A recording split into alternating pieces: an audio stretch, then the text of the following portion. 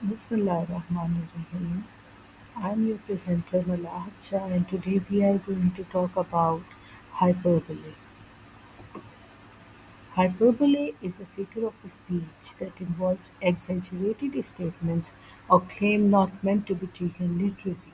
It is used for emphasis or effect. Hyperbole is the most interesting figure of speech जो कि involve करता है exaggerated statements ठीक है बढ़ा चढ़ा के एक बात बयान करना और claim not meant to be taken literally और उसका रियली मीनिंग नहीं होता you really never meant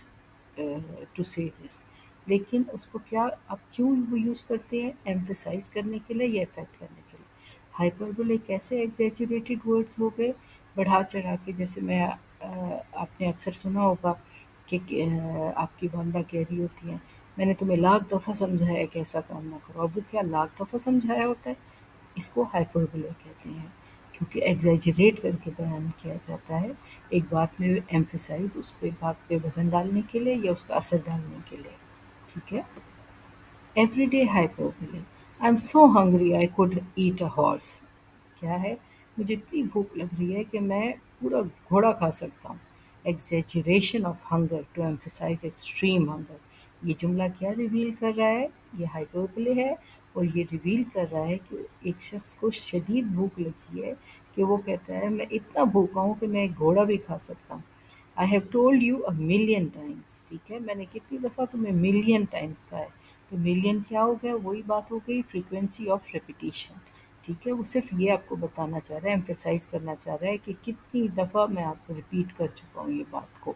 the bag weighs a ton exaggerations of bags way to convey heaviness और ये क्या बताना चाह रहे हैं कि बैग जो है वो कितना हैवी है ठीक है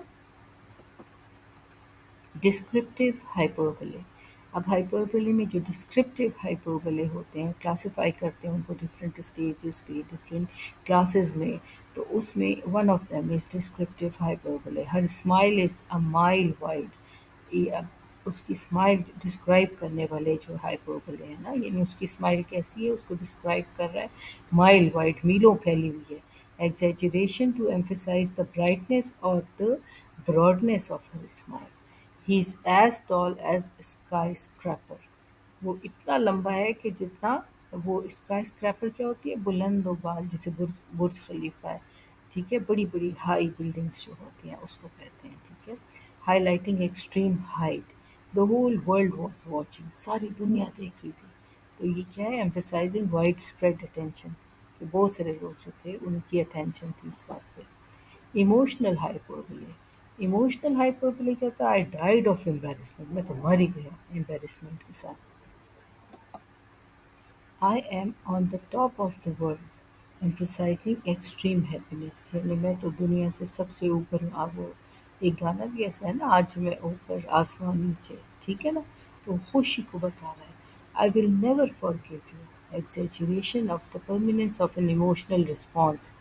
अक्सर हम खफा हो जाते हैं नाराज़ हो जाते हैं किसी से तो हम कहते हैं ना कि I will never forgive you उसका does not mean we really never mean this लेकिन हम ये इस तरह उस वक़्त अपनी एक्सट्रीम एंगर को या अपने इमोशंस को शो करने के लिए हम ये कह रहे होते हैं दैट्स ऑल्सो अ हाइपरबोले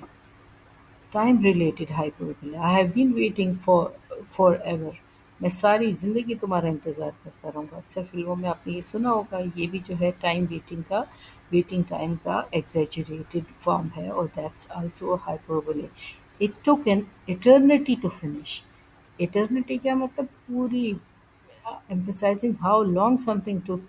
क्या मतलब इटर्निटी का मतलब है कि अबदी ज़िंदगी तक यानी ख़त्म होने के लिए तो ये आगे क़यामत तक जैसे हम कहते हैं ना ख़त्म होगा तो ये इसका मतलब है कि इतना लंबा काम लग रहा है in the blink of an eye मतलब आँख की